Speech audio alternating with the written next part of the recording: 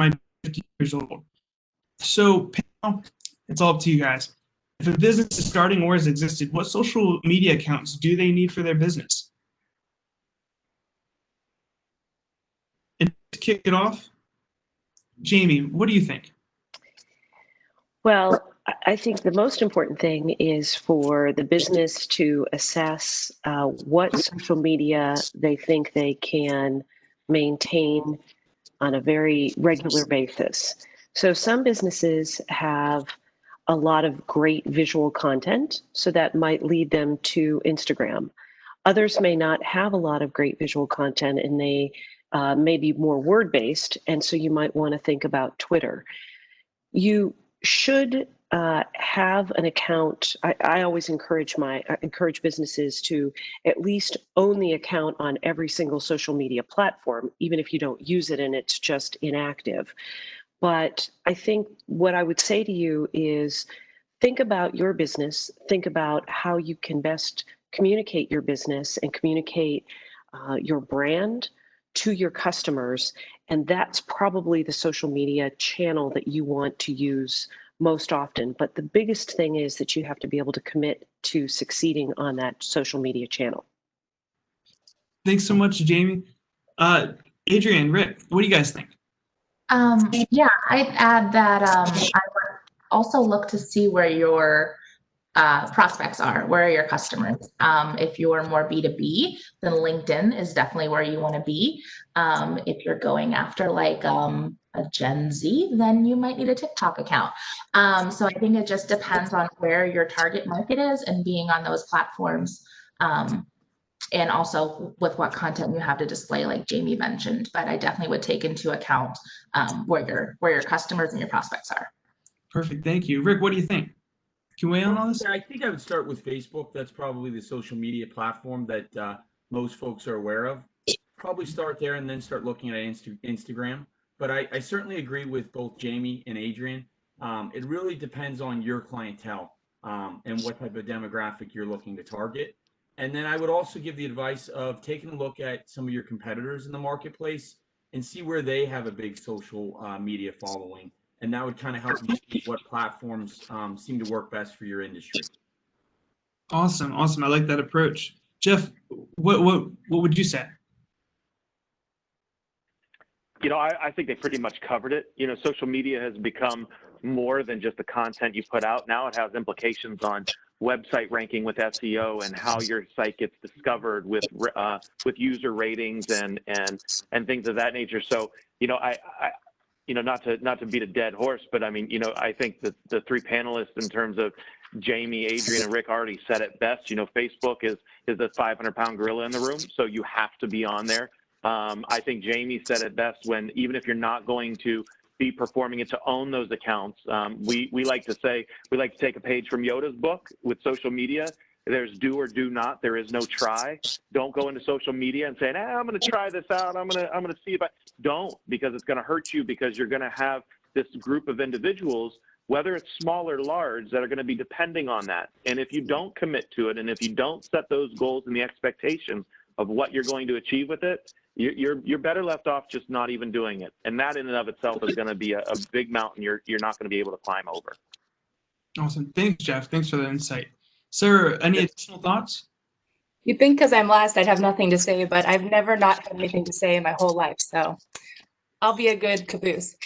So I think everything we start with is a content strategy. So we encourage people to sit down and organize all their thoughts and their demographics they're going after.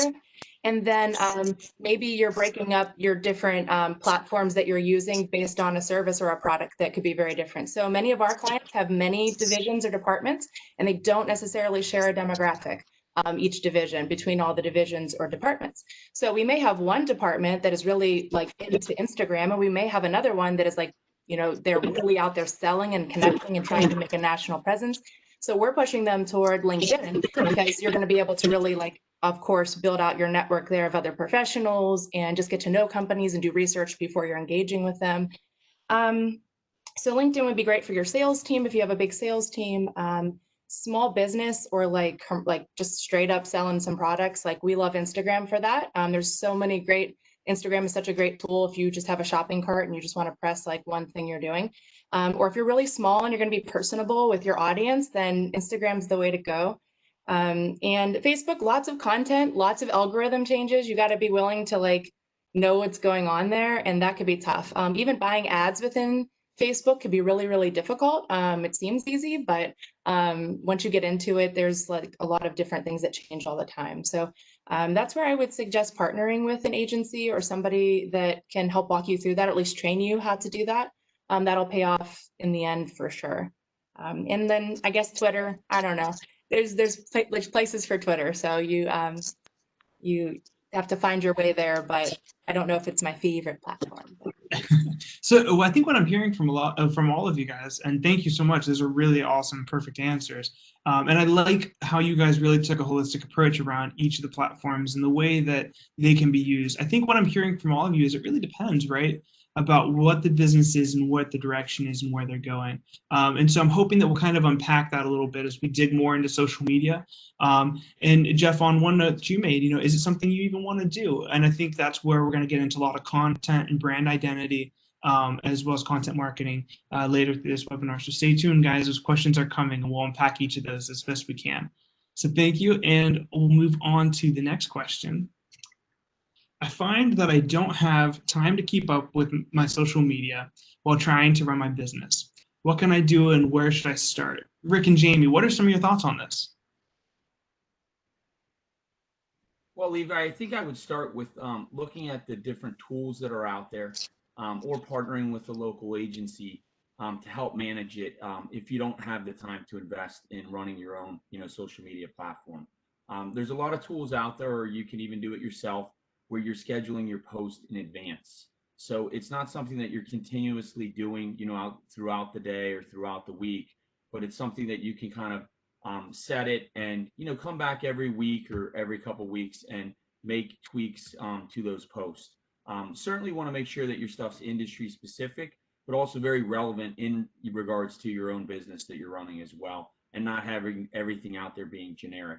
I think some of the panelists mentioned before, as far as algorithms and Google rankings and things like that, there's kind of a minimum standards of, making sure that your accounts are active enough, your social media accounts are active enough. And so that's, again, where if you can use some sort of automation, partner with someone, and then ultimately as well, I mean, if you have the means to, hire someone on staff to actually be in charge of your marketing and your social media campaigns. Perfect, Rick. Jamie, any additional thoughts to that? And mute myself. I agree completely with what Rick said. There are some terrific planning apps that are out there. So if you find yourself day to day too busy, you can sit down on the weekend, spend an hour, and plan for the entire week. And the thing that I think you need to ask yourself is, what are you good at doing as far as telling the story of your brand? Are you good at taking photos? Are you good at commenting? What could you contribute? Because the more personal you can make your outreach in social media, whatever platform you choose, the better it will be, the richer it will be. So whether you're hiring somebody on staff, you're hiring an agency, or you're simply identifying a time of day. For me, it works best in the morning. I've got a window in the morning. I post every morning. I move on with my day. For others, it might be just that one time during the week, and then you can plan the posts, as Rick said. And that seems to be very helpful. It also helps you to see the total content that maybe you're doing for the week or the month, and you can see the look and see what messages you're sending out consistently.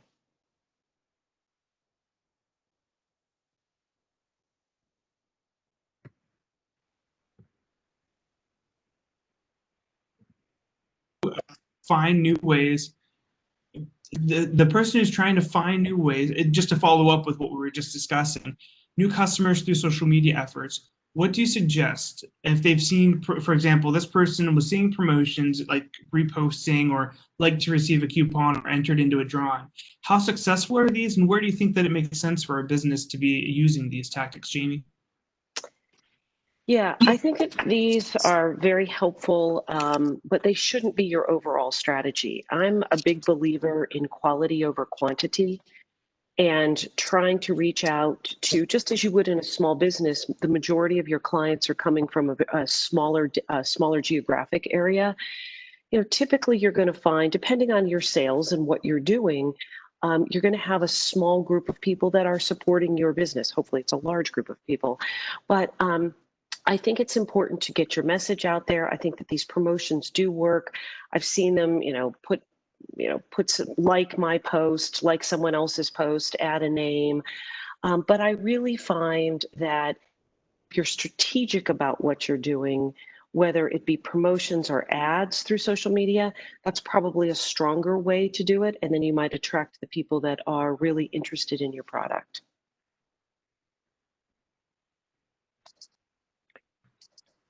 Yeah, Levi, this is Jeff. I agree with Jamie, and the other element that I don't think many businesses or many individuals who are running these promotions realizes that they're not permitted by Facebook or the other social media channels. There are clear guidelines that Facebook specifically says in terms of running promotions where you're just trying to get likes or reposting and enter to win. All promotions on Facebook need to have two things. One, a set of rules and regulations that govern the promotion, and two, an indemnification on Facebook or any social media channel that you're running that says this is not being held or being operated through Facebook, and Facebook is involved with it. So I'd be very hesitant and cautious in doing those promotions, because we've seen from clients who have come over to us, and even seen from just people that we follow, that when they do this, Facebook could come down pretty hard on a business in terms of shutting down your profile, taking the followers that you've gotten from these promotions away from you. And basically, once you build yourself up, they can easily take you back down and say, no, you didn't earn those. You got those followers and those likes not the way that we were supposed to do them. So that's specifically from Facebook. Instagram and other channels have a little bit more of restrictions around it, just inherently from the way that they operate. But one thing I would say to any business who's looking to get a kind of what we say is passing on the quick nickel for the slow dime, which is not grabbing that quick engagement, because that's not the quality that Jamie was talking about, and we share the same vision on that. It's quality over quantity. I would much rather have 1,000 followers on an account that are engaging at a higher rate than 100,000 followers that aren't doing anything with my brand or the brands that we promote. I just want to jump in there one more time. I agree 100% with what Jeff said. And the first and foremost, also never buy your followers. That is huge. But when I talk to businesses, what I try to say is, I want you to think of social media like waving from your front porch. And you're giving someone a wave, you're talking to them, you're telling them about the brand, you're trying to draw them into your website, which would be your house, and having those pop-ups on your website that gathers your email address. Your email address, gathering email addresses is gold. That is gold, because we don't own social media, but what you do own are your email addresses. And once you have that email address, that's like then bringing them into your kitchen table. And that's where you can begin to promote and sell your product. And you can talk about things by sending them information. So it's a wave, bring them into the house, which is your website, and then sit them at your kitchen table and send the messages out there. But to Jeff's point, we don't own this. You have to be very careful. You definitely must play by the rules, and you want to try to think about doing legitimate promotions if you're going to do them, and quality over quantity. Absolutely. Thank you both so much. Those are great points. And it really, I love how you guys are answering these questions, because you're just setting yourselves up for the next question. One of the things you both touched on there was brand identity.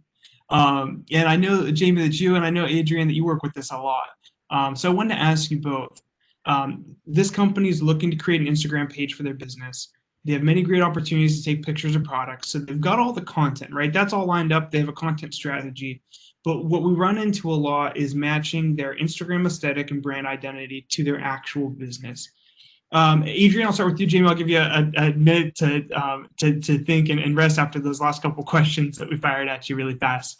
Adrian, what would you say just to start off that you would be looking at when thinking about a brand identity and how you're going to merge that over into your social media marketing? Yeah, aesthetics are the thing I love the most. So obviously your visual identity starts with your logo. So one of the things we like to do is when we're working on logos for companies, we sort of develop brand guidelines for you. So, these are your primary colors that are in your logo. These are the fonts that you use. And then we take it further and we create an actual palette for you. And there's some tools online.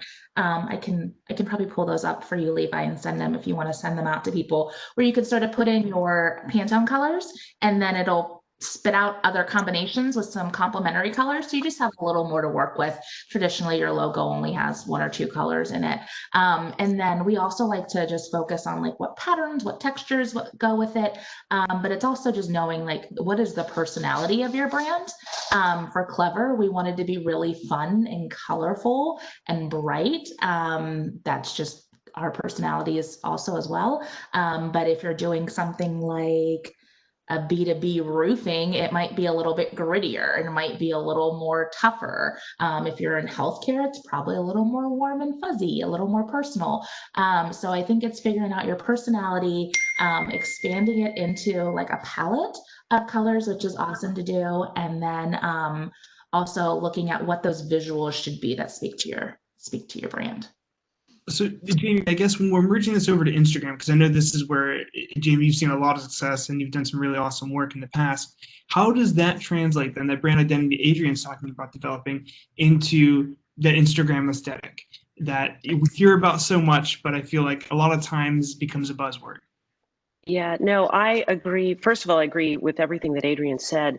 What I often talk with clients about is creating a social media mission statement. And by that, I mean your company is going to have a mission statement, but it may, your social media may look a little different. You want to really be clear about what you're putting out on social media.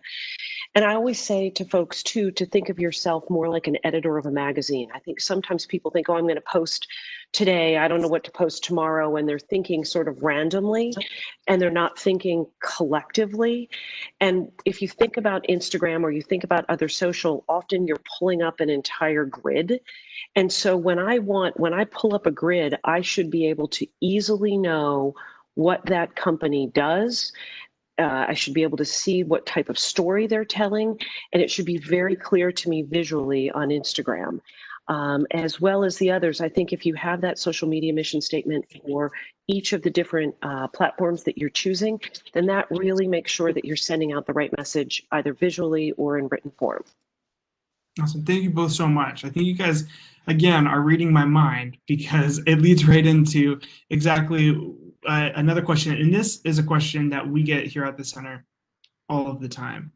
A client has Instagram and Facebook page, and 2 employees post different things on each account. When we're talking about that brand identity, does this matter? Should the theme and tone match on both platforms? What are some of your suggestions? And Sarah, you might have some thoughts on this too when it comes to the web design and taking this over into their website. So Jamie and Sarah, Adrian, do you guys want to take a whack at this? What are some of your suggestions as far as, does this matter to the theme, and should the tone and everything match across platforms? Jamie, do you want to start on that one? Sure, I will.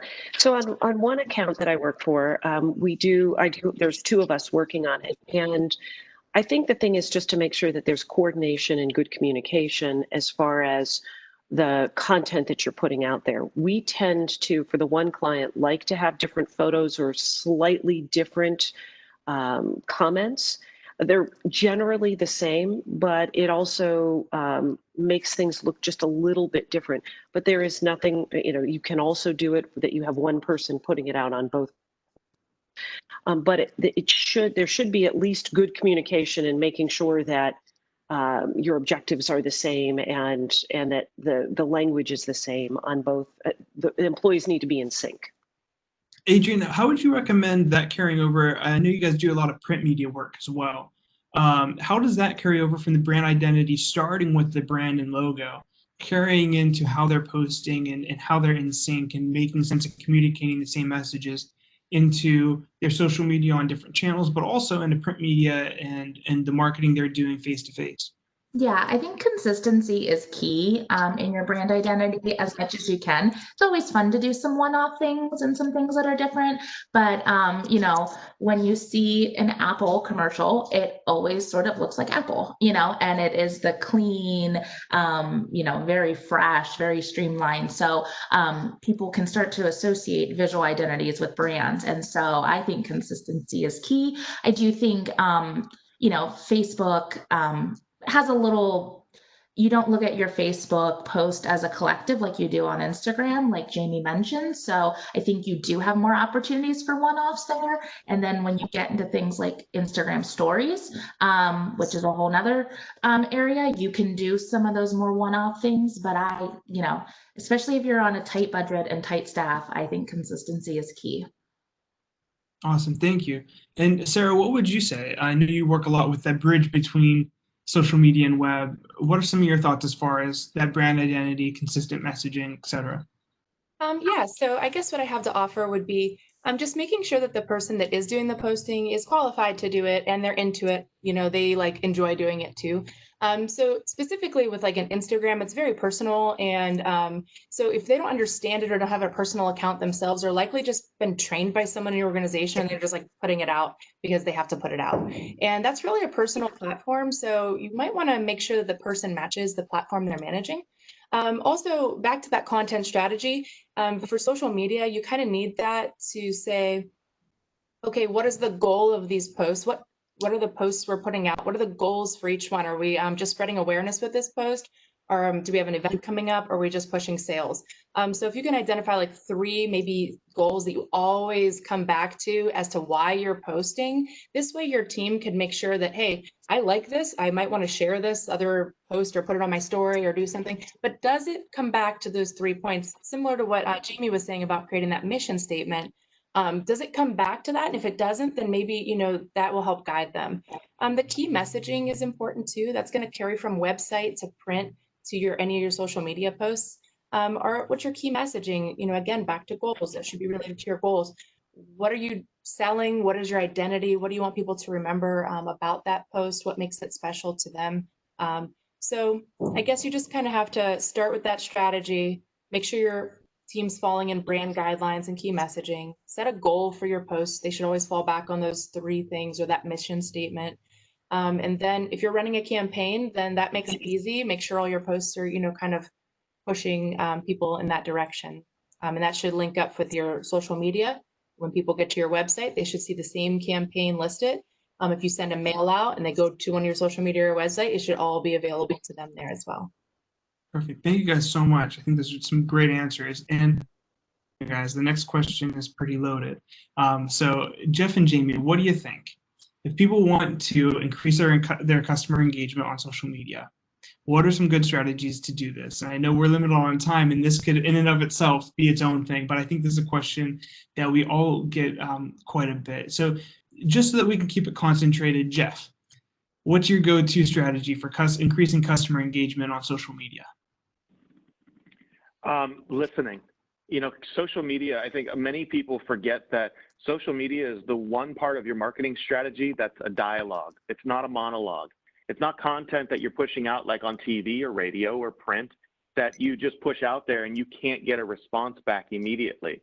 So understanding who your followers are, what they're doing, posting onto their accounts, and understanding that, the earlier question you talked about was someone's running their business and they don't have time for social media. That's obviously something that many businesses feel.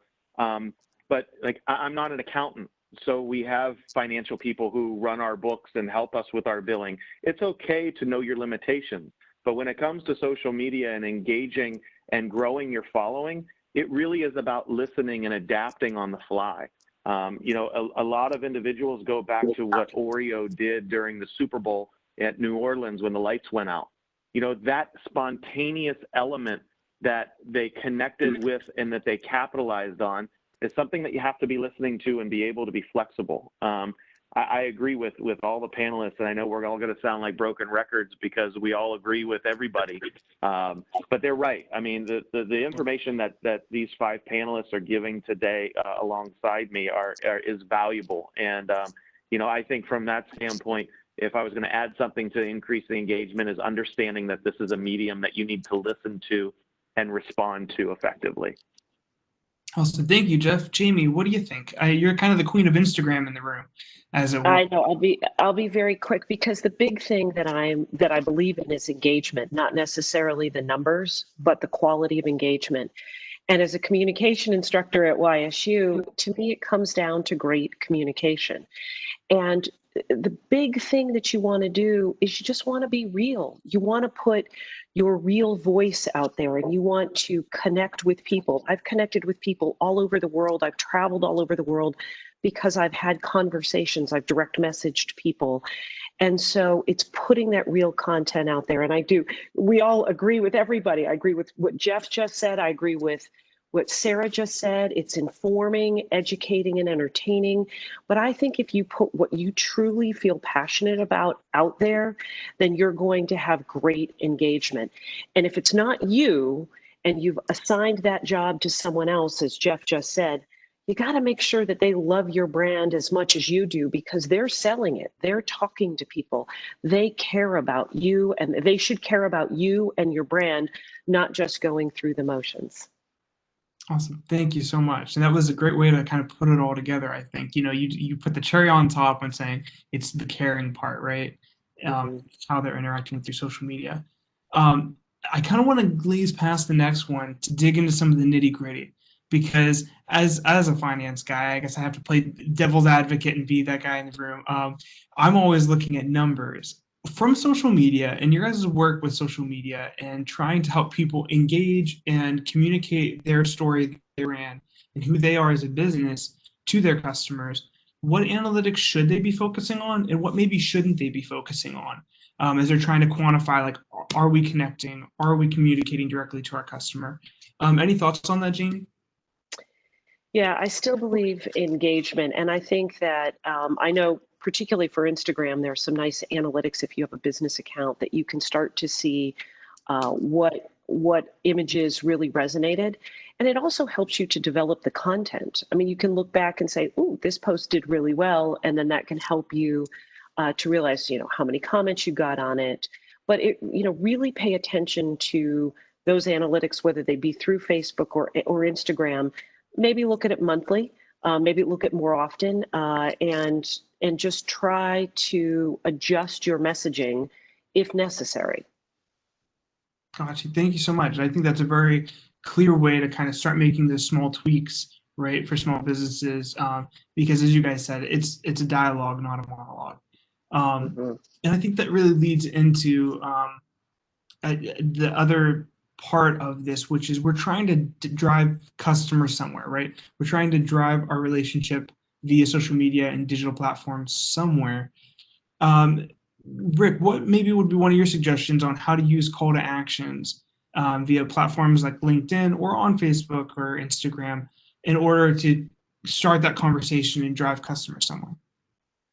Obviously, on LinkedIn in particular, putting posts out there that are relevant to your business, getting people to, comment, share, like, post, anything that you can do to build up your brand's awareness. If LinkedIn's a platform that you want to focus on, I think the more that you're actually putting out there on a site like LinkedIn, as long as it's relevant, it keeps you, in front of more eyeballs per se. So it does get you, more views and folks seeing. And then obviously coming along with that, we'd be building, your followers and your brand on a site like LinkedIn. Now that would be obviously for like very business to business, specific type, businesses that are looking to market to those type of folks.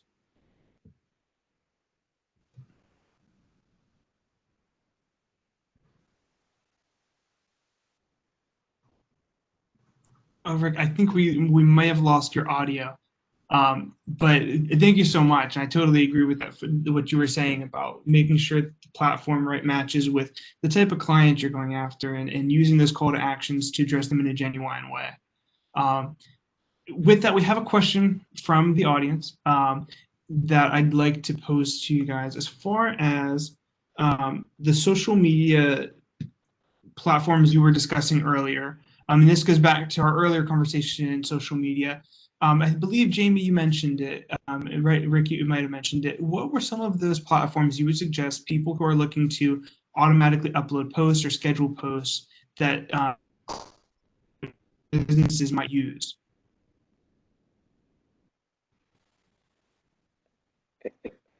Rick, I like Planoly for Instagram. That works really well. There was another one called Plan. They've been having a lot of trouble. I also like Tailwind if you're doing Instagram and Pinterest. Sometimes Pinterest is a platform. I'm sure there's plenty of others that. Go ahead, Rick. Levi, are you able to hear me now? I know you said we There had we some go. audio issues.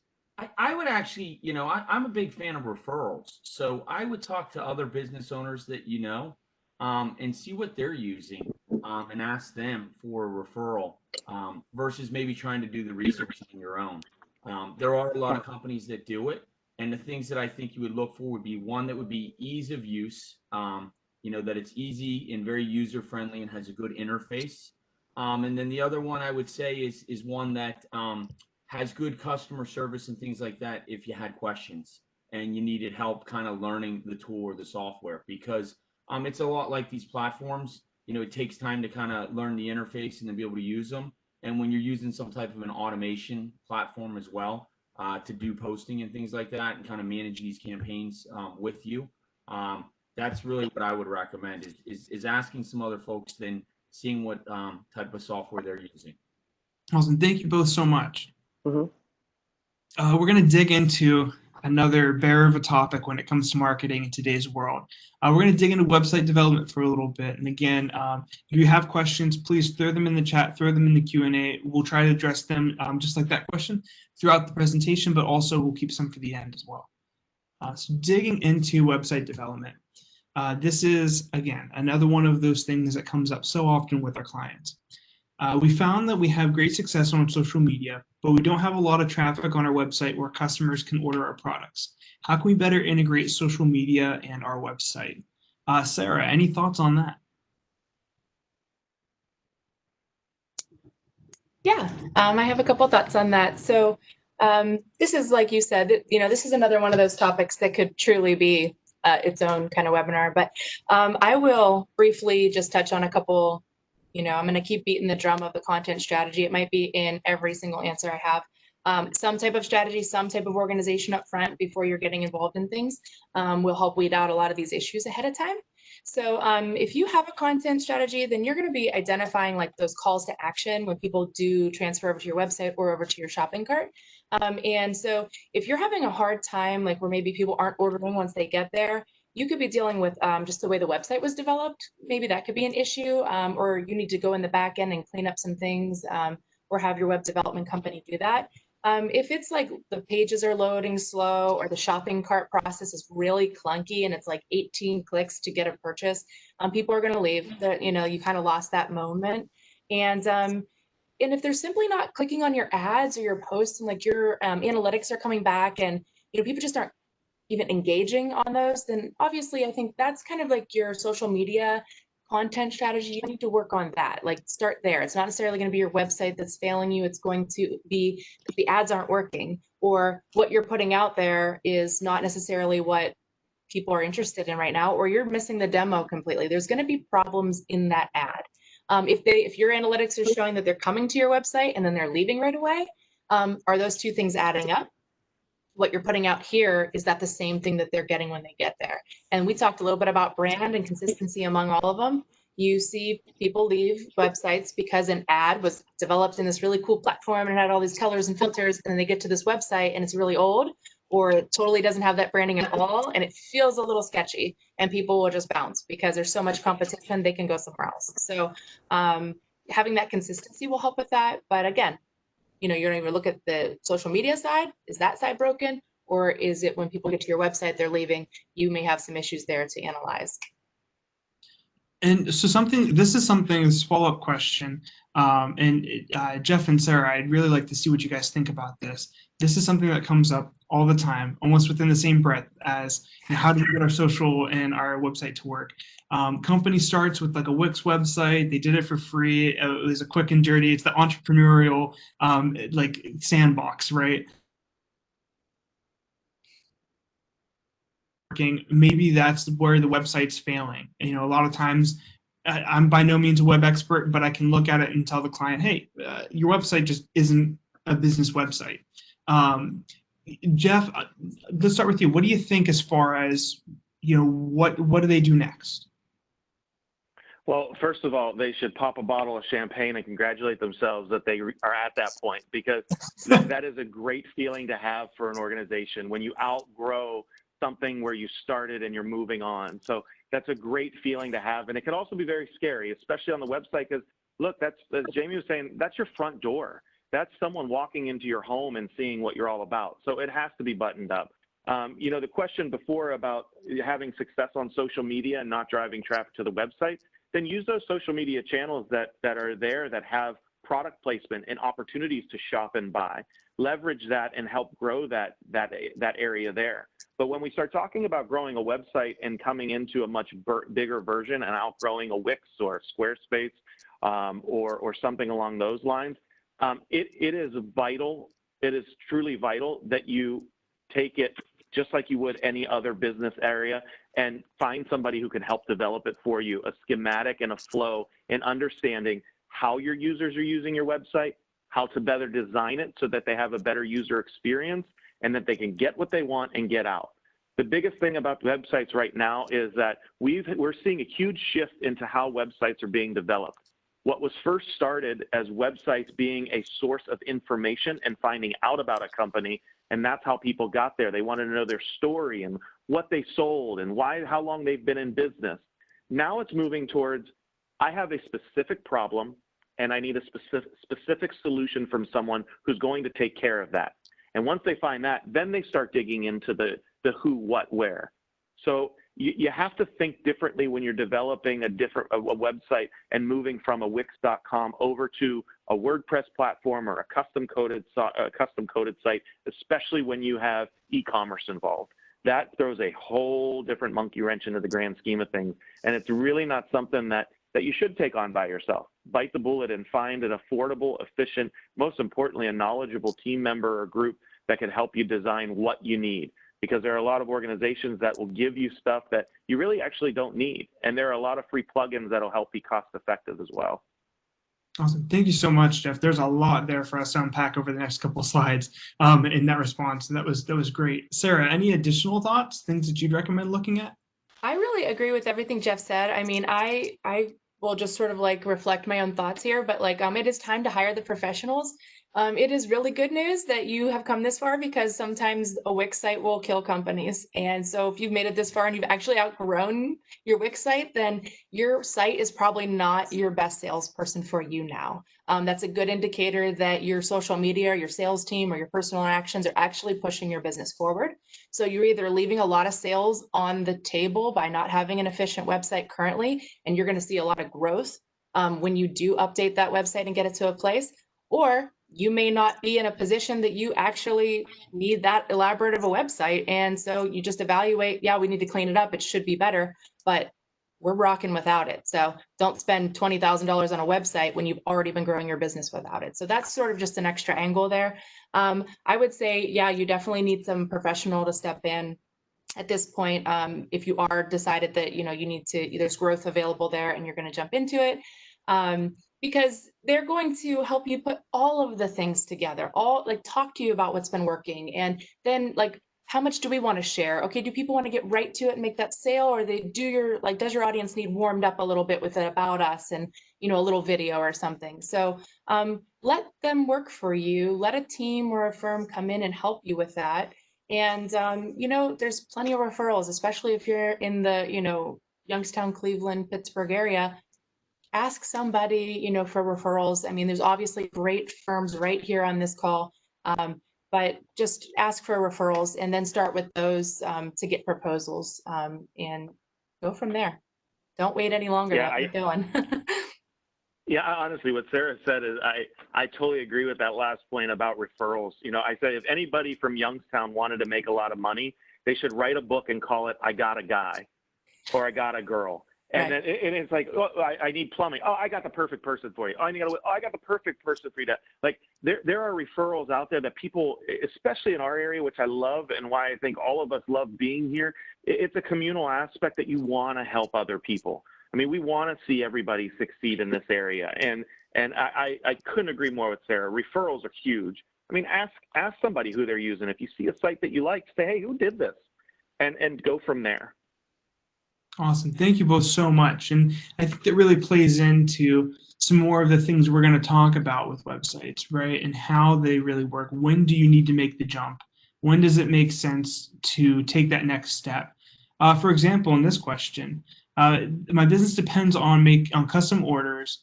We're currently doing this via email and phone. Is this something they can integrate onto their website? Sarah, what are some just quick pointers that you might provide with a person who brings this up to you? So this is really what you're talking about as a custom shopping cart. So basically, if you're not, there's going to be a couple things to evaluate before you decide if you want to take this on this way. One, are you a tech savvy person, or do you have somebody tech savvy internally that's going to be able to help update an online shopping cart and use it for all of its magical potential, which includes tying it back to the inventory, tying it back to, say we worked with somebody and they're making custom tote bags, and you could put the initials on the front, and not just tote bags, like anything you can think of. Okay, it's customized as you can get. Well, this person is going to be going into Photoshop and updating photos with the fonts on them and colors. And then we're taking all of those thousands of assets and we're organizing them before we even build the website in a spreadsheet. And then from there, we're building the back end in a shopping cart. That shopping cart is going to tie to shipping labels. It's going to tie to shipping costs. It's going to tie to your back end inventories. So that's a bigger thing to take on, not necessarily something you want to outsource maintenance on. You really need to be able to do that work yourself or hire someone to do that work. Because if you hire Jet Creative to build your commerce site, we could do that. We could train you how to update it, but we can't do your inventory. We can't see what's in the shop. We won't be a reliable source. And you may have somebody that says, yeah, we could update that for you. It's going to be too clunky. So if you don't have the capability of getting in or doing that type of training or that time for it, there are some in between things you can do, but like creating an online catalog or something like that, and then they still call you, but at least it shows all your stuff. So there's some workarounds, but honestly, this is an organization project. You want to be super organized. You're going to do all of the work up front is going to be done in spreadsheets and back ends, and then you'll see your beautiful site at the very end. So be ready for some work, be ready for some organization, and be ready for a few rounds. And that's going to be a higher ticket website development right there. That's going to be a higher end there. So make sure you know what you're getting into before you jump into that one. But we've seen people do it and they're rocking it. So don't let that scare you off. If you feel like you could do it, plenty of training videos, get someone that's going to be a partner with you through it. But it's a big project, so good luck. Definitely the kind of thing, it sounds like, that starts and ends with the strategy, and something we talk a lot about with our clients all the time is around that strategy, whether it be website or marketing, etc.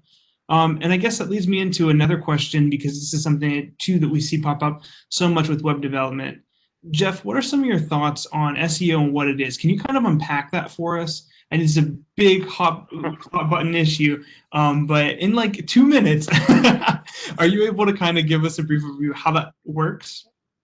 SEO is like Hogwarts, in my opinion. Like, there's so many different magic tricks that are going on and changing every single day.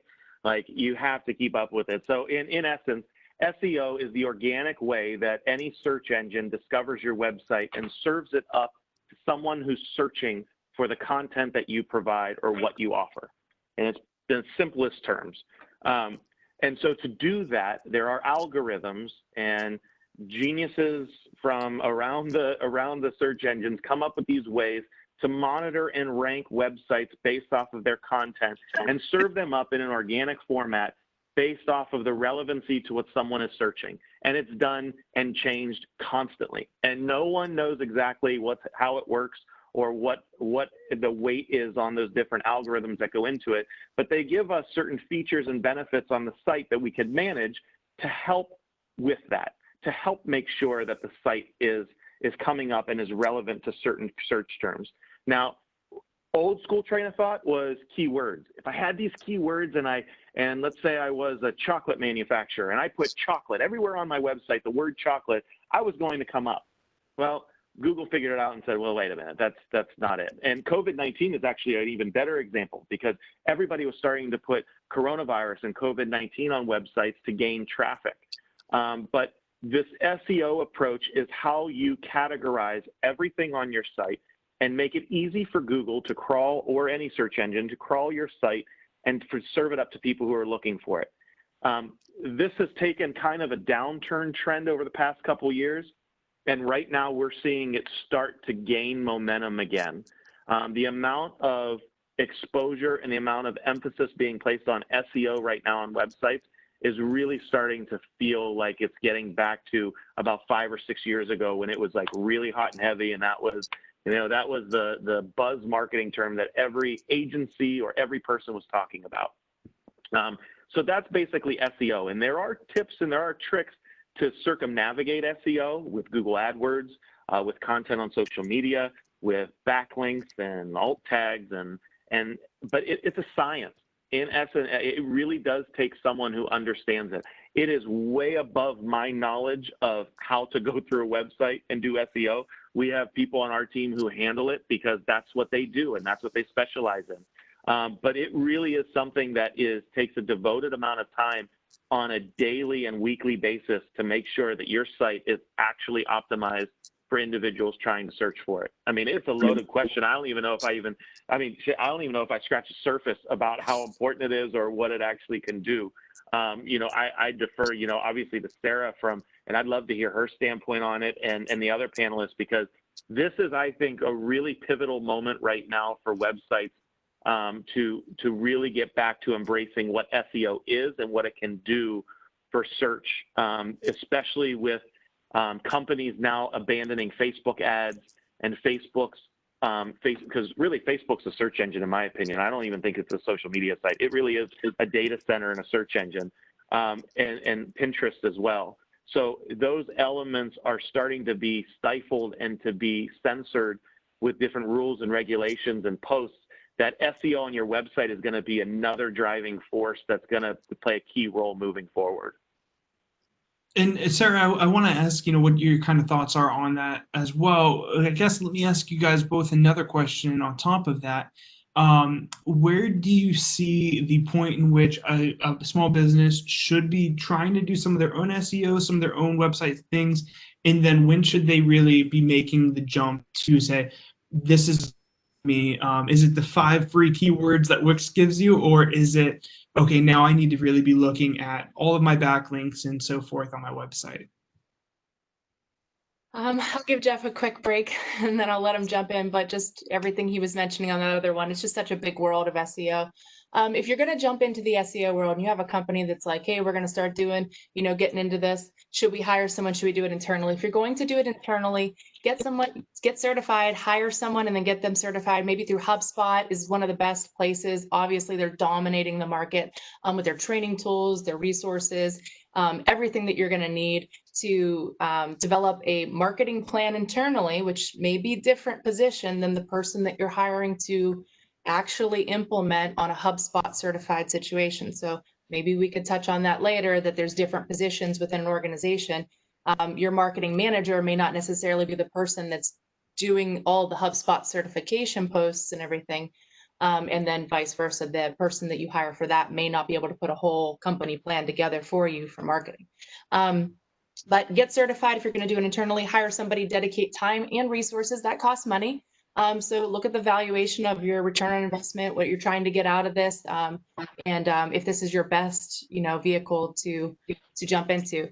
And then additionally, so now if you're going to hire somebody on the outside, just, you have to have somebody active in the inside. I mean, for us, we really don't necessarily, if we're not working with an owner, if it's a small organization or small company, we're working with the owner. If we're working with a really big organization and they don't have anybody in the marketing department and they're just a CEO or they're a COO and they're working with us on SEO, that's really like, you need to hire someone internally that even a marketing firm can work with, that speaks our language, so we can interact together and get the best of what we need. Because now we're talking to a CEO who's thinking about everything in a company, and they don't have a marketing person. They have a grant writer, or they have someone else that sort of helps out with marketing. It's really gets scattered. Now you're putting money into a firm, and what are the results you're going to get are going to be what you put in and give that firm, a lot of the times. So I'd say if you're going to do it internally, hire someone, HubSpot. If you're going to go externally, you still might need somebody in marketing internally that gets you and understands everything about your organization, and have them communicate with somebody on the outside. Because like Jeff mentioned, this is an ongoing thing. That person internally should be the way, like they should be feeding that marketing firm, hey, big thing just happened in our industry. We need to update our SEO words. If the CEO is thinking about the big thing happening in the industry, they're thinking about the finances and how many people we have to hire and how many trucks need to go out. They're not thinking about the SEO on the website. So you spent money, you missed it because you didn't have someone internally that was like, hey guys, we have this thing, can we update it? And then they go do it and they do the professional job. So I guess that's a longer answer, but I hope that helps clarify, the couple of things, and I'll pass that off to Jeff to add on to. Thanks, Sarah. Rick, it looks like you have something to add to that as well. Yeah, I just want to jump in. I wanted to disagree with Jeff. No, I'm totally kidding. I know we're all in agreement on everything. I think when Jeff said 15 years, he has 15 years in marketing.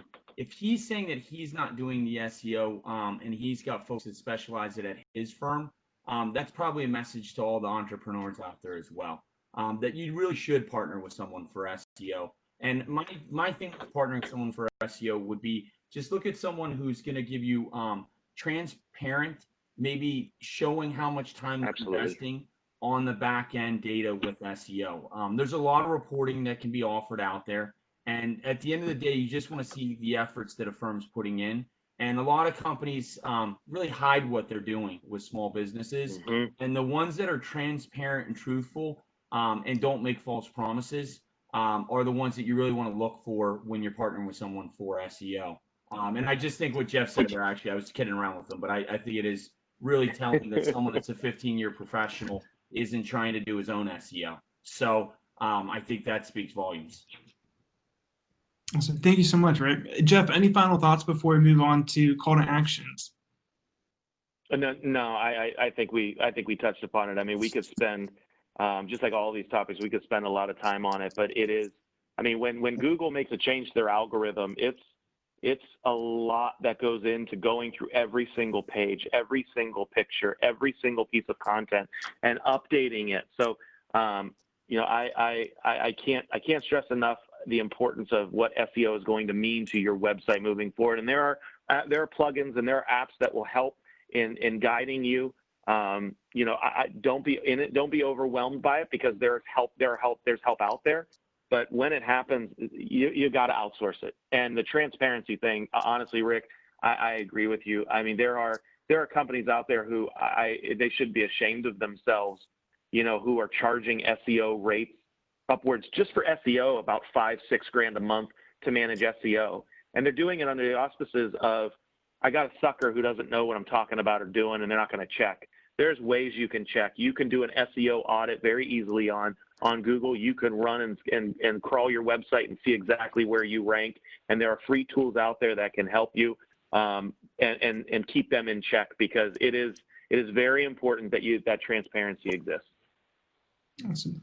Thanks so much, Jeff. And thank you, Rick, Jeff, and Sarah. Thank you guys so much for unpacking that. I think that's the record for a brief discussion and explanation on SEO, the way they approach it, that has ever been done to my knowledge. So to kind of spin the wheel, right, on different things and features with a website, Jeff and Sarah, I just want to ask you guys about call to action buttons, how you suggest people use them on the websites, and where they should lead to.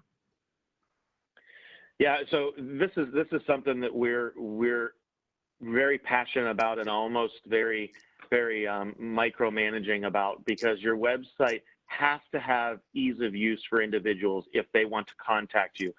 In working with, when we were working with the Cavs and I was working there with Dan Gilbert, he was always adamant that at any point I want someone to be able to either call me, find out where I'm located, or contact me online.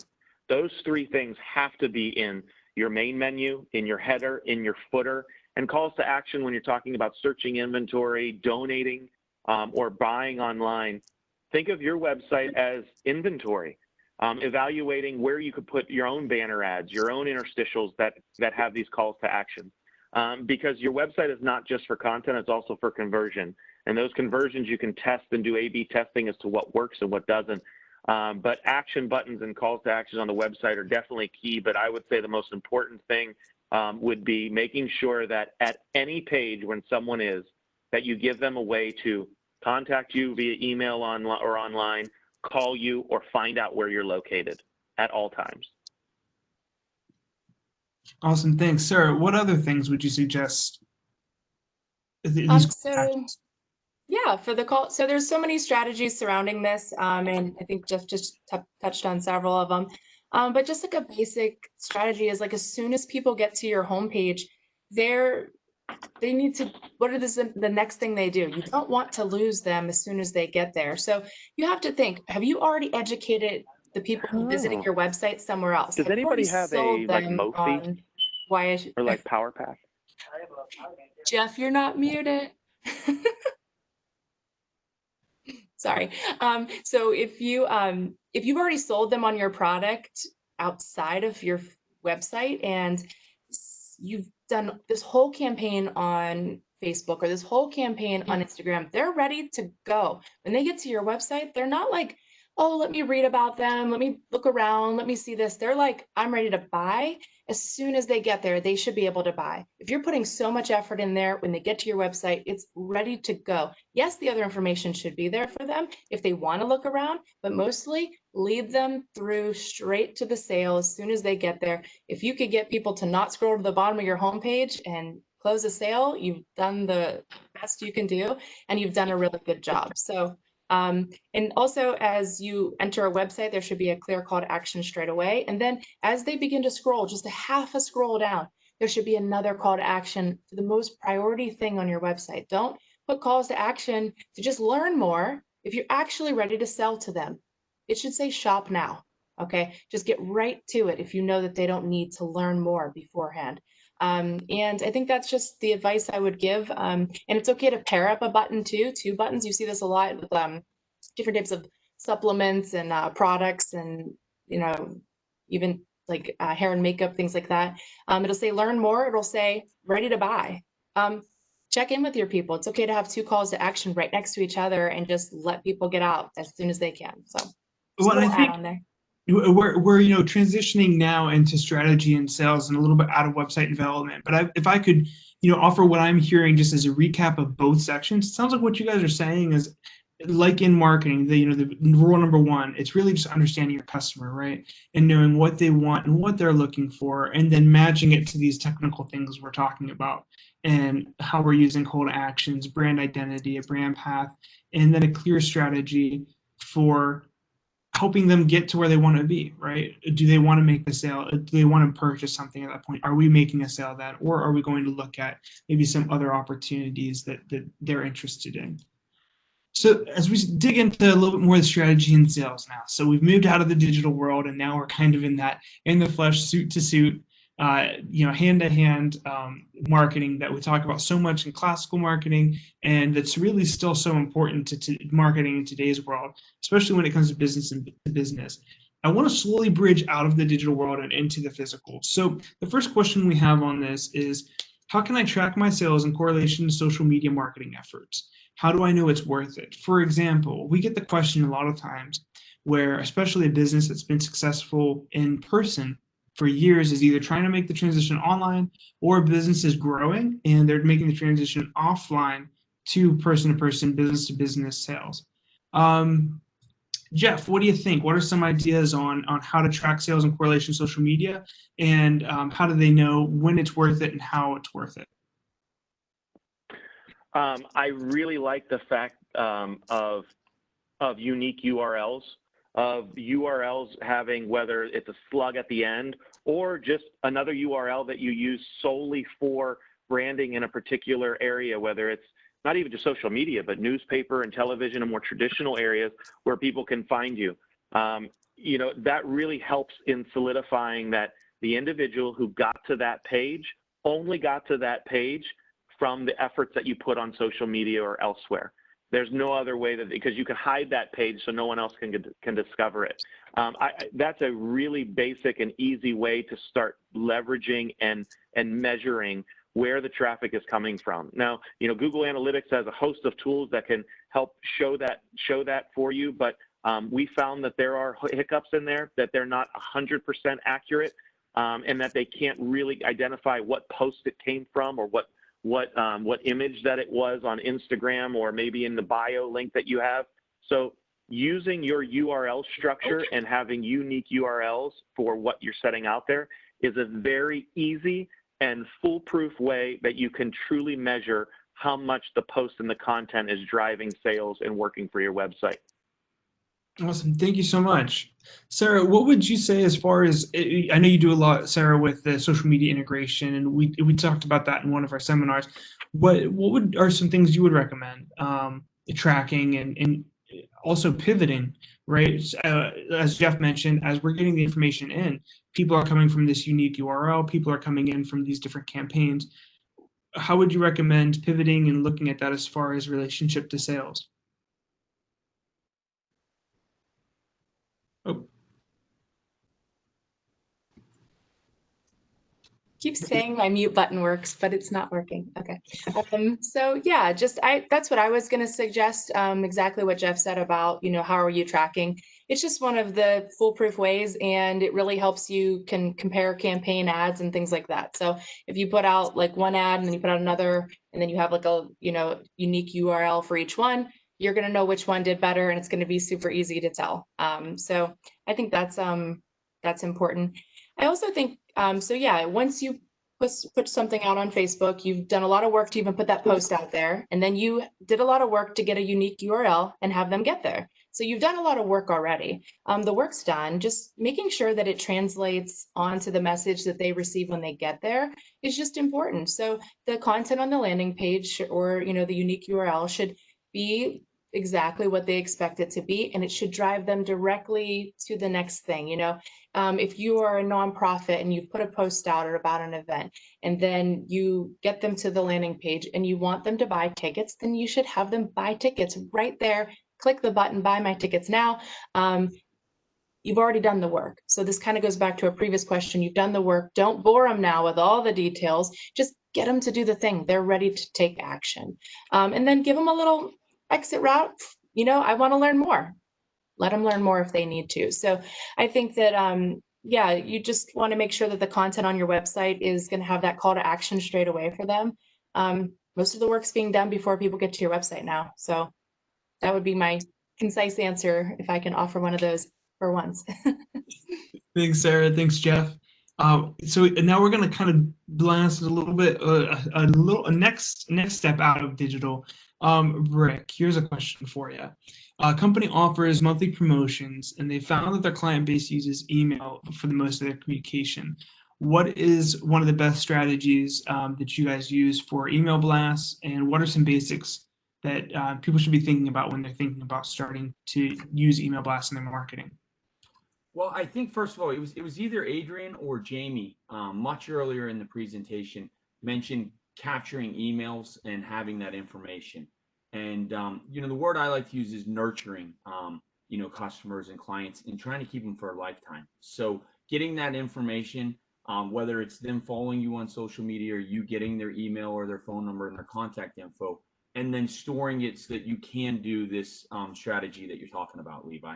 And then enabling this strategy, again, we use these devices all the time. I think that's what Jeff had going on, was maybe his battery was going because he's using it so much, in using these devices, we use them and we like them because they automate our lives, right? They take tasks that we used to do before and they make them simple, and they automate them.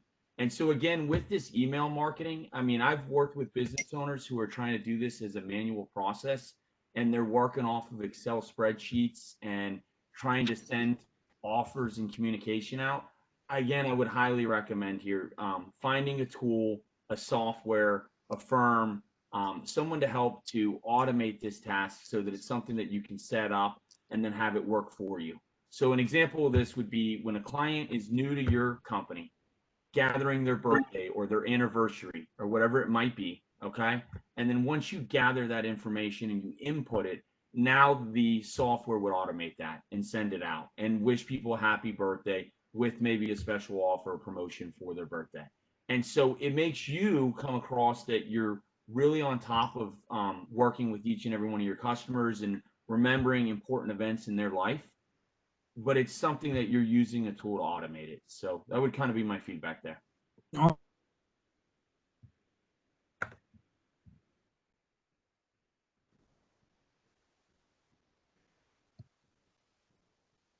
can you add some input on this one? Oh yeah, sorry, you froze for a second. Sorry. As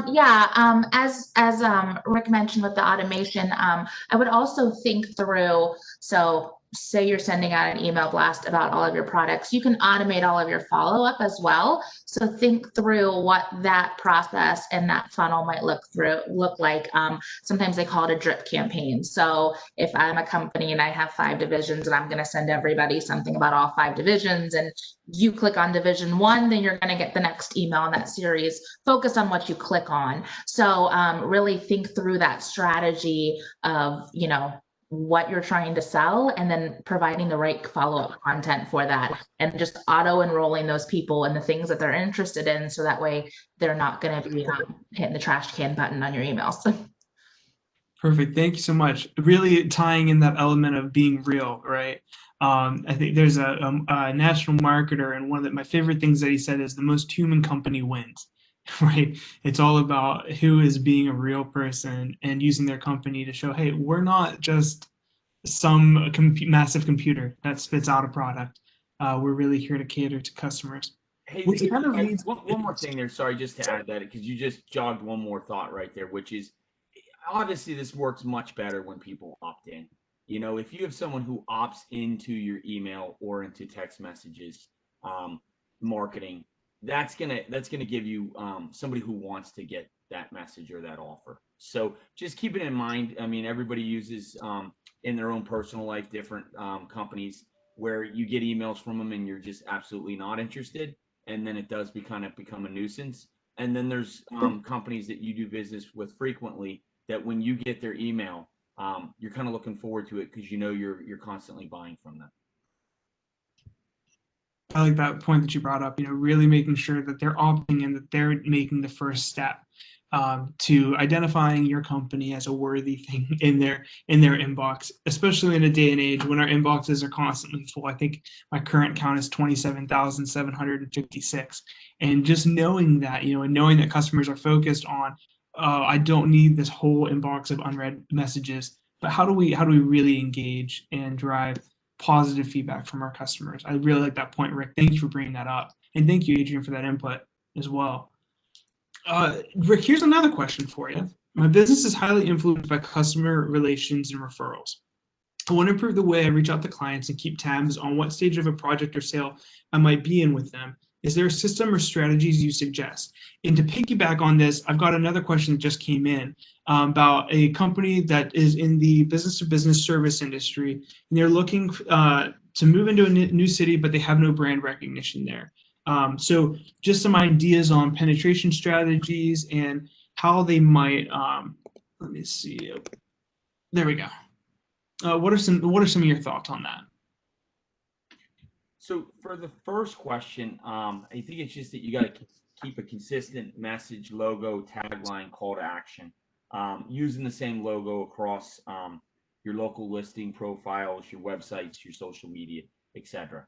On the point as far as they're going to be opening another location, is that what you're asking, in a new city? Yep. Question came through, and let me just restate it real quick. Business is looking to generate sales in a new city, but no brand recognition in the new city.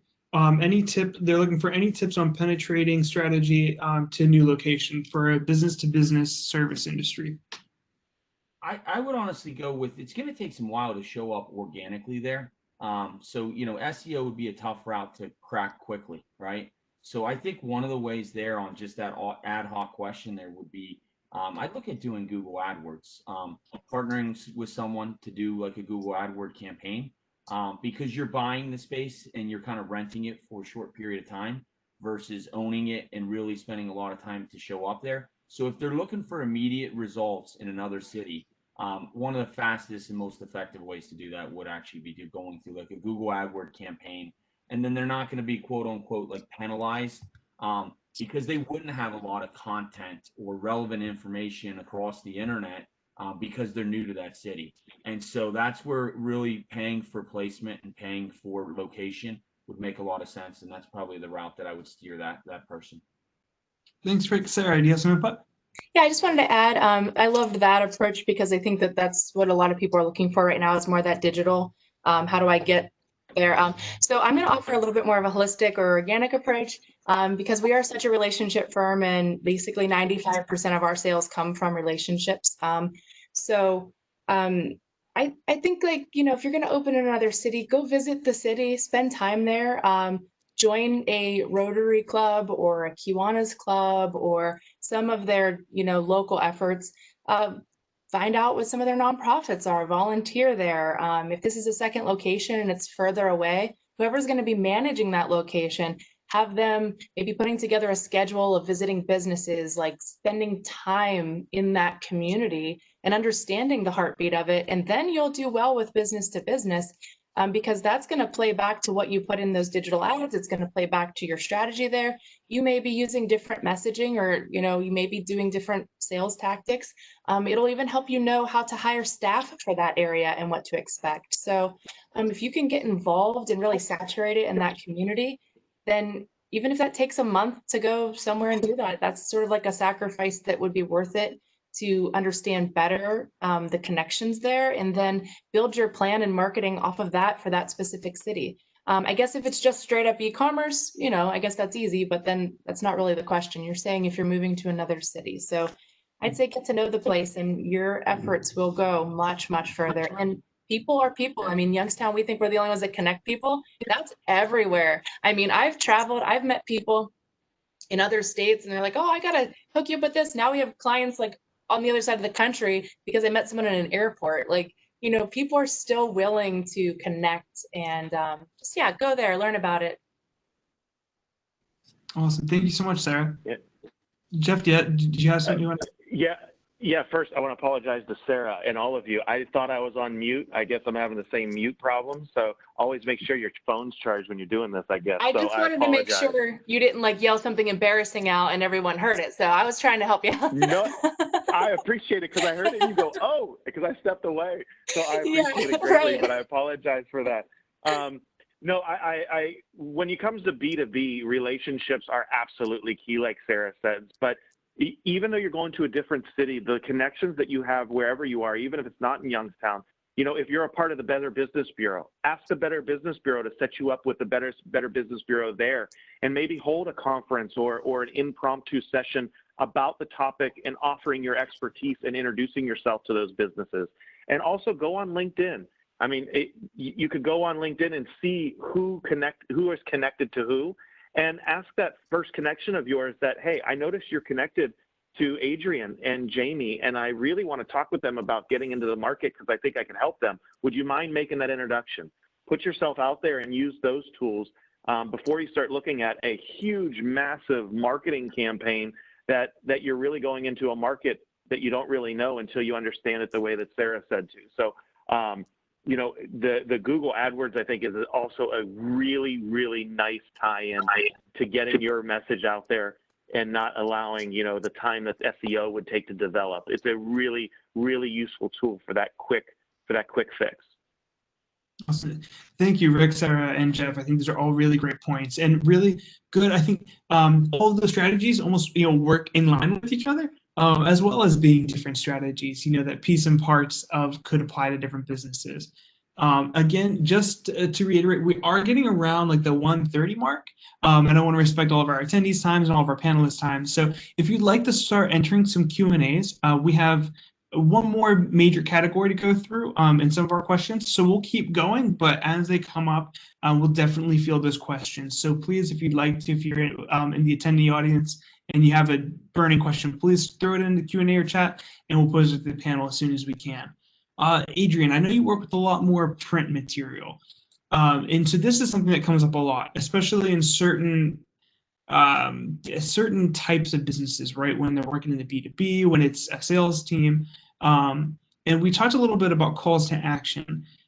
Can you bridge the gap for us? What should my brochures and pamphlets take potential clients to? What should I put on them? What are some different things that you discuss with your clients? Yeah, so I think it depends on a couple things. If you're in an industry, if your business is one where all of your products can apply to like all of your customers, then you're really looking to do like one holistic piece that really covers everything you have to offer. If you're in something that is, I found it more in manufacturing where it's like, no, I just need this type of one welder, then you're really, or this type of siding, then you're looking to do more of like a sales sheet, a one pager. Maybe you want to do like a pocket folder that you could put your presentations in and just customize those. So I'd really look at what you have to offer and figure out, are your customers, can you sell them everything you do, or is it very niche and very specific? And then I also have run into a lot where if your sales team is maybe turning over a little bit, you maybe don't want to get too specific with like faces and emails and phone numbers, because you're just going to be reprinting it all the time and it's annoying and it's a waste. So I would be careful of going too personalized unless you're willing to make that investment. So yeah, those would be the first couple things I would think of, but definitely having print pieces on hand and even just the PDFs to email out is so important, just to have like your sales sheets ready to go. Awesome. Thank you so much, Adrian. And I just had a question come in. So I want to throw this in here real quick. The question that came up was, what suggestions do you have when trying to reach government clients? Is there a particular platform or approach that you would recommend? Do any of you have experience with selling to the government, and any ideas there? I know through the SBDC I can offer some, but I'd like to offer it to you guys as the panel first, because I know that gets a little bit more regulatory. I guess just from past career things, there's just always usually a process that you have to follow with the government. So I guess that would be my suggestion, is just finding out what that process is and going along with it. And just knowing if you can capitalize on your business.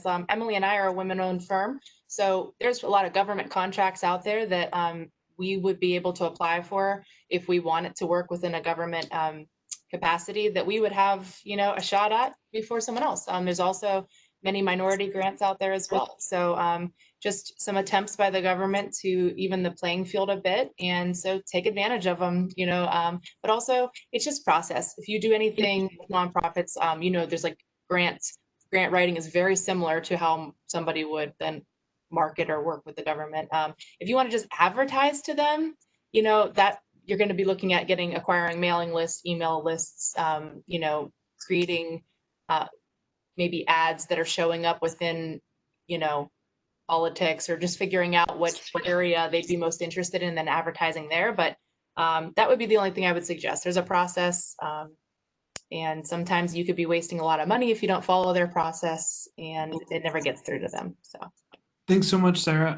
Just as a brief aside, through the Small Business Development Center here in Youngstown, we also have our area's representative for procurement technical assistance. His name is Joseph Scott. If you would like his information or to get contacted with him or connected with him for more information on how to sell to the government, where they are, how to market to them, how that process works, all of the regulatory stuff, by all means, feel free to reach out to me via email. And I'll definitely make sure that you're connected with him, because he's a great resource for all of that, and can also connect you with all of those women-owned business set-asides and minority grants and so forth. So thank you, Sarah. And by all means, feel free to reach out, whoever may pose that question, and we'll be happy to help you get connected with those resources. Because as always, SBDC and procurement technical assistance is offered at no cost. So be happy to save you some money. All right, let's dig into the next section with content and message. And again, we're going to be talking a lot about brand identity here, and how that connects to the way that people are marketing to clients. So Adrian, another question for you. Adrian and Jamie, this is a very loaded question. So again, we'll try to walk it back as concise as you possibly can. what is content marketing and what is lifestyle marketing? Why are they different? Jamie, do you want to take a whack at this one first? Golly, that is a loaded question. I think that what you want to do is in your social media outreach is you want to think of I'm trying to think of how to define this best for everybody. The content marketing is really your overall messaging that you're trying to say on the various platforms about your content. Adrian, I'm going to pass this to you. See if you could. I'm kind of mucking this up, and I want to be clear about it, but Yeah. I look at it a little differently in Instagram. So I'd like to. I think you look at things overall. So go ahead. Yeah, I think for me, content marketing is more, I don't know, I feel like it's useful things. It's knowledge-based things.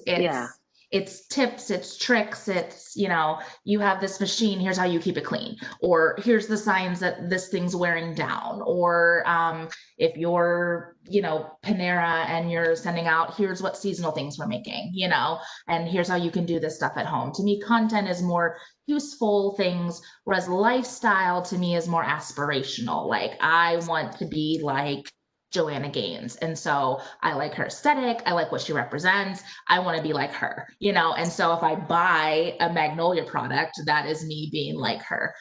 So that's where I sort of see the difference between the two. And I think you can be both, and you can do both.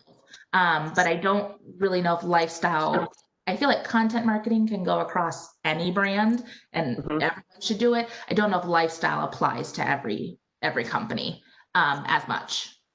I would agree, and thank you for clarifying that, because I was trying, it's very difficult. That's a loaded question.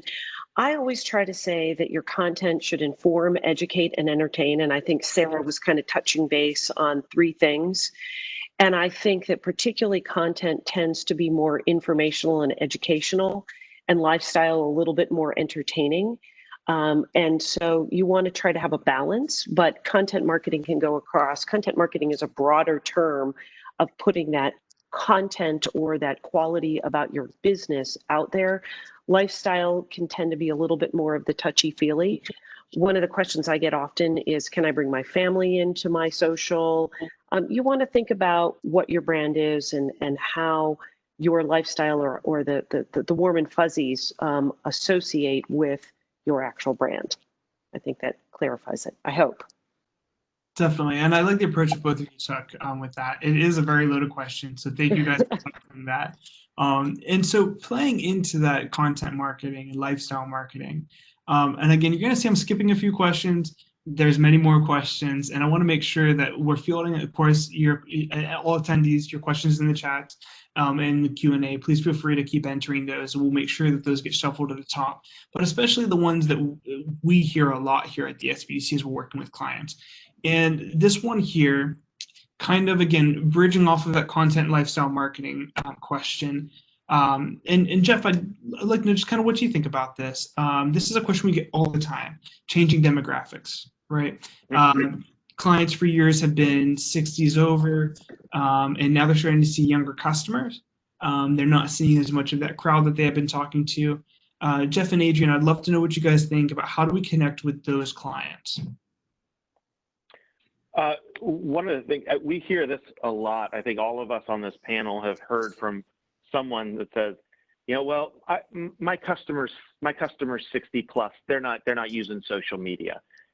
Well, that customer that you were appealing to 20 years ago was 40, and they've grown up and they've engaged with it.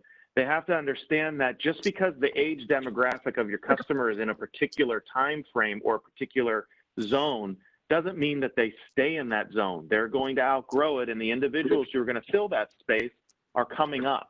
So it's not only about taking care of the funnel that's filled right now with your demographic, but understanding that you have a target audience that is going to start filling and replacing those customers, whether by attrition or by age or by usage or change of behaviors. So when you start looking at a primary customer shift in demographics, the message may change, or the message delivery may change in terms of where you are, but the message of who you are is still going to remain the same. You know, it's tough. You know, tigers can't change their stripes. So you really have to stay in line with that messaging and that brand that you've already created and established. And I really believe that when you're looking at age demographics as a customer persona, that is just one small piece to it. And you have to remember that the 60-year-old person that this person might be appealing to now was not always in that category. They were younger, and they're going to fill in with younger people as well. So I think that it's not a matter of shifting your focus, but always remembering that you have to appeal to multiple audiences and not just your primary base. I mean, we're seeing it in the election right now. You talk about, you know, Biden and Trump appealing to their bases, but their bases are going to be there. It's going to be those undecideds and those individuals who are in the periphery. And how do you continue to leverage them and appeal to them, even though they might not be your core customer right now? It's a huge undertaking and something that's very important to the longevity of your company, because those customers that you have right now aren't going to be your customers forever. It's going to be filled with somebody else. And you have to prime that pump through that content that you're creating and through your own messaging. Thanks, Jeff. I think that really kind of covers where they need to be making those jumps and filling those gaps as far as addressing that it's the person, it's the customer, right, that we're really working with when we're marketing and communicating that message. I'm going to jump ahead a little bit again as we're running on time. And I really want to ask this question because, again, this is something that I think ties directly into that and the changing in audience ages. And Jeff, I see you laughing because I feel like this is probably a question you guys get a lot, right? Is there a point where it makes sense to develop an app or be looking into moving from, okay, we've gotten our traditional marketing down. Now we're moving into our website. Okay, we've got the website down. Now we're going to go into an app. And Rick, I know you have some input on this one too. So Jeff, maybe I'll give you a minute. Rick, what are some of your thoughts about when should a company and how should they approach looking at an app development? Well, I think you do kind of just got to look back at the question that was just answered, and it kind of rolls into this. And so the first thing is communicating with your audience on their terms. So again, if your audience would require an app, then maybe you would want to have an app. But if your audience is 60 and older and they're calling you, then communicate with them by answering the phone and getting back to them quickly. If your audience is replying to something you posted on Facebook or social media, then respond quickly back to that audience in their preferred method and communication. That being said, you know, it's 2020. We just have really and are still in a pandemic. And basically what happened in our country and around the world in March and April was about 10 years of technology adoption in the last, 6 months. Folks who never would join a Zoom meeting are on them all day long now. People who never would have ordered their groceries without walking in the store and purchasing them are buying them online.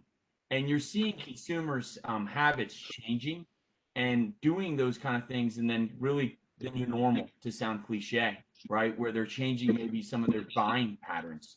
And so, I think there's a time and a place for having an app.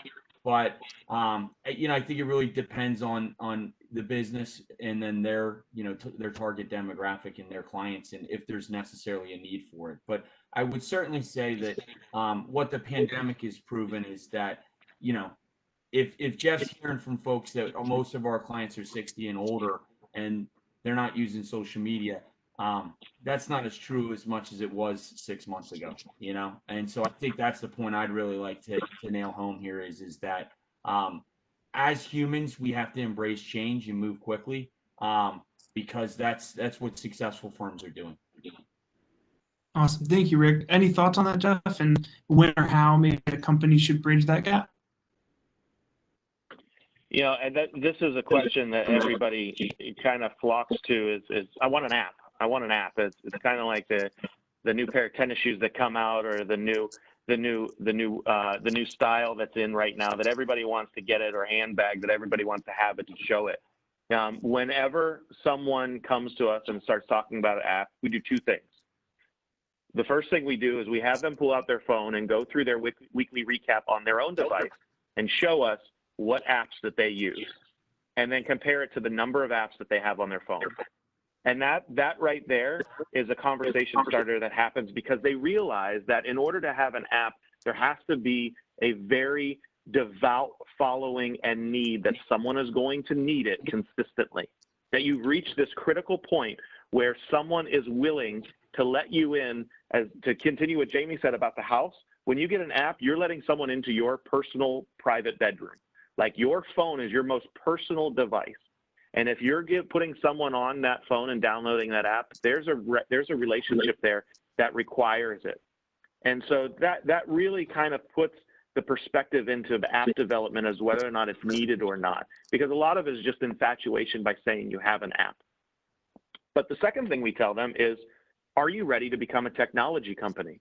Because that's what it's going to require. It's going to require infrastructure and updating and a commitment much greater than SEO or any of the social media elements that we talked about in terms of updating an app, the devices that are used, the operating system, the screen resolutions, the UI, the UX, all of that now becomes a full-time commitment to what you have to take on. And it requires resources, both in terms of time of individuals and money to make that happen. So an app is very, very involved. And we really, while we've taken it on and we've developed apps for clients, it is not something that is for everybody. It's for a select group of individuals and companies that really have reached a critical point where it is a necessity to have that communication and that information flow to people on a daily basis on their devices. Awesome. Thank you for that, Jeff, and thank you, Rick, for some insights on that and when to make that jump, if it's even a jump that should be made, which in a lot of cases, right, might be the case. I'm going to jump forward a little bit to a couple questions, and again, feel free to enter them into the chat. And one that I want to touch on just before we get into brand identity is this one. And this is a whole panel question. So again, I want to move kind of quickly through it, but I really want to get all of your views on what kind of content is appropriate to share in business marketing, because like we've discussed up until this point, right, this is so important that we're communicating to our clients as a business that's real, right? We're not some computer box. We're not something that's just spitting out product, but at the same time, we're trying to provide people with a service and communicating a message to them that's real and connects with who they are as a person or as an individual or as a business. So Jamie, if you want to kick this off, especially with social media, but again, across the board, what kind of content is appropriate and how might a business go about making sure that that content that they are sharing is appropriate? Yeah, I mean, I think sometimes it just amounts to some logic. I mean, do you want to jump into some hot buttons? You know, I would stay away from negative comments. I would stay attacking other businesses. I would stay away from politics. I think once you start getting into that, all of a sudden it takes you down a slippery slope. And I think if you dial it back to, again, what is the mission, what is the strategy of your social media, and what messaging are you putting out there? It should be about your brand, about sending out positive messages about your brand. And if you go back to that, you keep your content focused on that and try to stay away from veering off into the unknown, and be very careful about the negativity. Basically, it's putting out negativity and thinking about that. Gotcha. Thank you so much, Jamie. Adrian, what would you suggest as far as spinning from social media to print media and kind of classic communications? What are some of your thoughts about how businesses can avoid inappropriate messaging going out or that are off brand? Yeah, I think, well, with social, it's typically not as much an investment, it's more time than it is money sometimes than in print and traditional advertising is. So you really want to make sure your messaging is really buttoned up and concise. I would also be really careful, like she said, we try not to go negative. it's not a good look most of the time. So that's just something you try and avoid. There's ways of, if you think of like the Avis versus Hertz car rental service, Avis was number 2. They didn't attack Hertz. They just said, we try harder. You know what I mean? It's not negative. There's a way to spin your advantages in a way that is still positive, while still being like, hey, this is our competitor. So there are ways of doing it clever around it. But yeah, and then I would also just think back to what your mission is and what you represent. If you really want to get into like political or social issues as well, I would think through those decisions before taking any action. Gotcha. Rick, what are some of your thoughts about this? And to kind of paint the picture too, just a client story with social media in particular in this case, but something along these lines, where they might be posting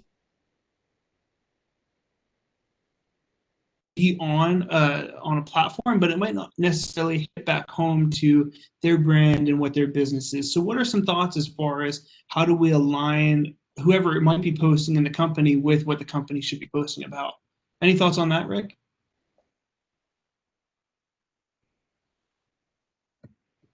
You cut out there for a second, Levi, but I believe we're kind of still on the same question as far as just making sure that I'm big on that. You can't unsee a digital footprint, so just making sure whoever is doing the posting and has the content out there, it kind of in line with everyone else as far as making sure that you're not weighing in on sensitive subjects like politics, and doing something that maybe is detrimental to your brand.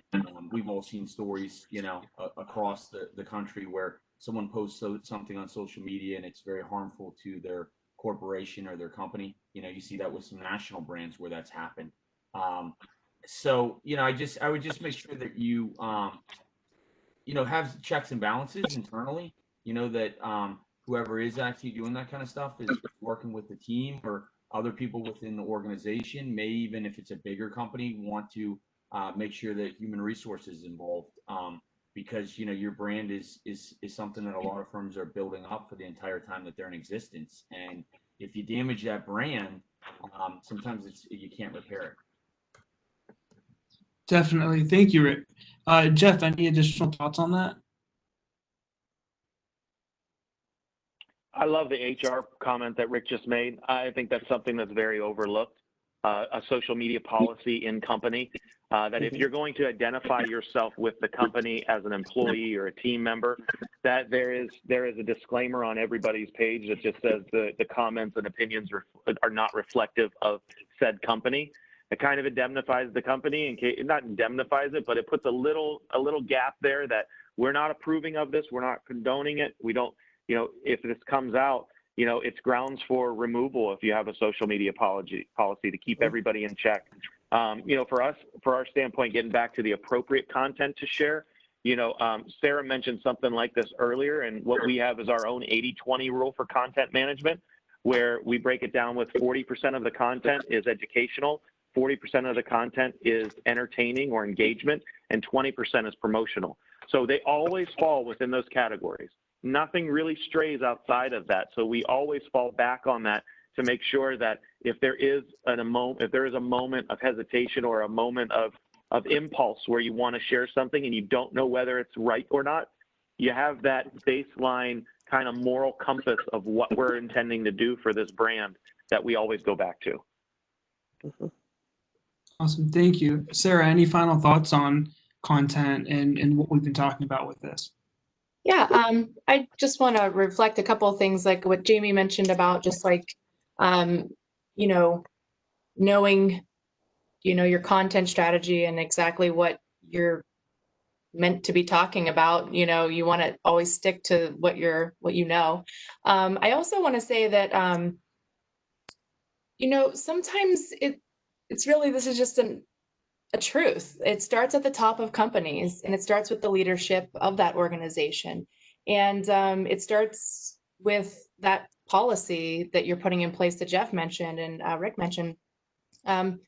You are setting a tone for your team and your staff. If you are somebody that is posting those sort of things on your personal page, you're sort of giving permission to your staff to be that sort of person within your company, because you're the head of your company. And if you're doing it, it's okay that they do it. So I want to take this off road a little bit outside of just the policies and say that if you are running an organization or if you're a part of an organization, the leadership is always going to set the tone for things like this. If there's hate speech or racism or vulgar posts or any type of really hot topic things that are happening on a personal page, that might work its way into your business page. Like your person that's posting might say, hey, our owner posts like this, so I'm going to talk about I'm going to put a comic that I found about a political figure because I know that my owner doesn't like him. I'm going to put that out there.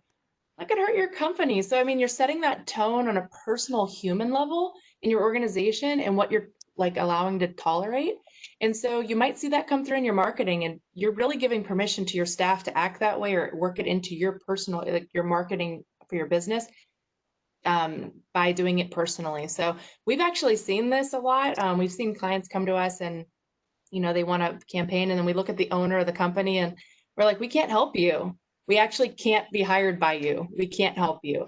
That's a personal conflict, and it shows that there is hate speech going on. And of course, you're gonna have a really hard time having this big issue. A lot of them are having a big issue, you know, because of that. There's a lot of conflict there. So just keeping the personal separate from the business is really important. And it's just one of those things that's kind of a hairy topic because it's almost freedom of speech. So it really gets hairy. So work with your company attorney, get a policy in place, do the best you can, but also if you're a leader, don't think your people aren't watching you. They're watching you and they're making decisions based on how you act. Thank you so much. And so we're down to 10 minutes left. So as opposed to doing a rapid fire 15 to 20 question slide run through here, I'd like to just wrap it up on brand identity because it's the one that we really didn't touch too much on yet. And so I do have one question that just came in the queue, and then we'll dig into some big brand identity questions, the whole panel thing, and try to wrap this up in a nice, concise marketing bundle. And thank you guys all again for joining us. So the last question that I got from the queue was, as a healthcare provider before COVID, we were able to do meet and greet events at local community centers. Are there any virtual marketing techniques you would recommend when it comes to personal events with new clients that aren't familiar with us? Any input? Let's start, Jeff. Anything that you might add on that? I know you've done some things with virtual events before. Yeah, virtual events. Really, nonprofits and fundraisers are starting to go virtual, and there really is an art form to it because you aren't just conducting an event; you're actually putting on a TV show. You're putting together really an event that individuals are trying to stay engaged with. But when it comes to healthcare and elements like this, it's something that we ran into as well. And what we've done is, and what we've told people in the healthcare industry is, all of those elements can be taken to a video component that lives on your website that you can direct people to and still have that personal connection by showing them what they can expect when they come to the ER, what they can expect with new procedures or new policies, who's going to be greeting them, some of the team members, and really allowing them to meet those team members who they're going to be interacting with a little personal touch. You know, healthcare is very difficult right now. My wife's in healthcare, and I see what she goes through on a daily basis from not only seeing patients, but on the surgical side of things. It's really tough because the only thing a person sees is this right now, and the eyes can tell a lot. And, you know, one of the things that I would stress to that person who asked that question is, remember that right now during this pandemic and even coming out of it, the most important thing that your marketing is going to have is one word: empathy. It's going to have to connect on an empathetic way with individuals to understand what they're going through, how they're perceiving it, and to really put yourself in their shoes of how they're interacting and what they're expecting to see. So the form of video is the closest thing that we can have to a personalized approach and experience. And that is going to be one of the key elements that'll help individuals in healthcare and other companies connect with new clients, with new patients, with new customers in setting the tone for those visits that are usually done personally, but are going to have to change and adapt to where we are now. Awesome. Thank you so much, Jeff, for fielding that question. Any other input from the panel on those online events and how to engage those meet and greet type elements in today's world?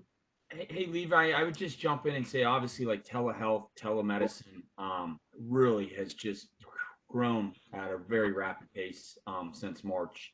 And so I'm assuming, this client's trying to have an event to then be able to garner more patients through that venue, right? And get them comfortable with that.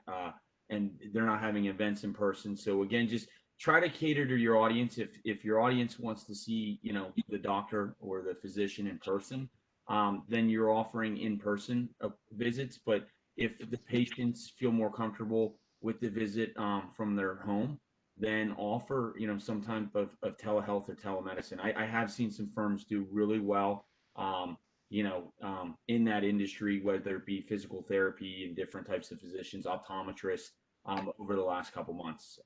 Visits that maybe people felt wasn't necessary to come in for the appointment, but could actually, do what they needed to do and see that person in that primary care type physician, via Zoom like we're doing now. So as far as hosting an event, I mean, you see events everywhere happening through webinars and Zooms and different platforms. And I think the audience is getting better at the technology where folks aren't that uncomfortable anymore joining something like that. So I would just say go for it. What do they have to lose? If that's something they want to try to pull off, then try to pull off a virtual event. Awesome. Thank you so much. Jamie, so both of your hands raised. Yeah, I just wanted to throw in something really quickly. My husband is also a physician, and he's been doing very short educational videos. I completely agree with Jeff that you need to be empathetic, but I think that there's an educational component out there that people are nervous. They want to understand how things have changed. And so doing just short videos on Facebook that people can access, and going back to your 60 plus comment, yes, there are many more people that are 60 plus that are online, and on social, but also their children and their grandchildren are accessing these. And so that provides a tool for them to also see, because they're often providing counsel to that older person. So thinking about short instructional or educational videos is also really helpful. Awesome. Thank you, Jamie. Sarah, I saw your hand shoot up as well. Is there something? I'll be super quick. I was just going to suggest that these events now, there's no better time than to sort of stop like serving the masses, trying to like take our events that we normally had 300 people at and putting them on to virtual. If that just doesn't feel right for you, there's never been a better time to break up that attendee list and set up small chat rooms of 10 to 20 people. And like we're doing here, and it's a lot more intimate, and you can have a conversation, and that's a lot more time, but it's a lot more personable too. So you're going to be able to really connect, and then people will get to know each other, maybe 15 other people, just through that virtual event that's been sized down into 30 meetings if you have to. That's 30 hours of work, but you get to highlight, you get like 1 on 15, 1 on 20, to tell them about your organization, or really talk to them about donor needs, or get into conversations you wouldn't even have the chance to have if you were in a room with 300 people. So there's some cool advantages here we could try to play with, and it's a little bit different, a little bit more work, but I say like chop them up and kind of get them on your own, and that's so much more personable, and you'll have so many more relationships at the end of it. So that's my little drop in. Thank you. Thanks, Sarah. And as I mentioned, there are so many questions left right on the table. The chat and Q&A is open, so feel free, if you have any last minute ones, to please enter them down there. And we didn't hit too much on brand identity, but the way that I'd like to kind of wrap up everything we've been talking about today is that it all kind of comes down to that brand identity and how we're focusing on customers to put the customer first, right? Everything, all of the answers that our experts have been talking about today really comes down to, and correct me if I'm wrong, guys, understanding who your customer is and what they're looking for and meeting their needs with what messages you're putting out there. And at the end of the day, right, that's our marketing pipelines, that's our silos that we're looking at. That's how we're looking to communicate with them online and in person. Being as human as possible, starting a dialogue, communicating with our clients and customers what they need, and wrapping it all up with a nice clean bow that we call all of our content and the assets that we're putting in front of clients and customers. You'll see on the screen, I've put up everybody's contact information, even if they didn't necessarily want me to. So please, by all means, feel free to reach out to us at the SBDC. We'll connect you with all of these guys. If not, feel free to grab their emails real quick. And again, you'll get a survey, a recording of this session, as well as all of the slides after this session's over. And by all means, any other questions you might have, feel free to shoot them over to us. We will make sure that they get to the right person to answer those questions, and we'll kind of keep that conversation going. If you're unfamiliar with any of our services that we offer, again, all of our services are offered at no cost. Feel free to get in touch with us. We call ourselves the Opportunity Office. We'd love to get you in contact with those resources and the people that are going to help you grow your business and take things to the next level. On that, one last final thing, thank you to everybody that's in attendance today. Thank you again to all of the panelists. We really appreciate you guys' support and working with us throughout the years. You guys are a wonderful bank of information for us. So thank you so much for participating, and thank you to all of our attendees. And we look forward to talking to you all very soon. Thanks, everyone. Bye. Thank you. Bye-bye. Have a great day.